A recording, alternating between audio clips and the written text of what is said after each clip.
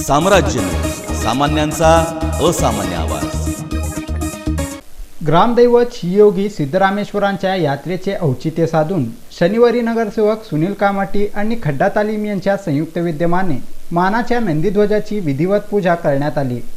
प्रतिवर्षाप्रमाणे यंदाच्या वर्षी देखील मानाच्या नंदीध्वजांची पूजा करून महाप्रसादाचे वाटप करण्यात आल्याची माहिती नगरसेवक सुनील कामाटी यांनी दिली।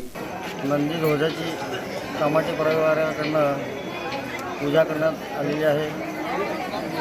हे पहिला वर्ष आहे आणि सर्व मित्रबांधव पाहुणे रावळे सहभागी होऊन शोभा वडाल्याबद्दल आणि मकर संक्रांतीच्या सर्व सोलापूरकरांना कामाटी व खड्डा तालीम मित्र परिवारातर्फे सर्वांना सुख समृद्ध व चांगलं जावं ही सिद्धरामेश्वर चरणी प्रार्थना करतो। यावेळी आमदार विजयकुमार देशमुख, सभागृह नेते श्रीनिवास कल्ली, नगरसेवक संजय कोडी, राजकुमार पाटील, राजाभाऊ माने आदींसह कामाटी परिवार आणि खड्डा तालीम मंडळाचे पदाधिकारी कार्यकर्ते उपस्थित होते।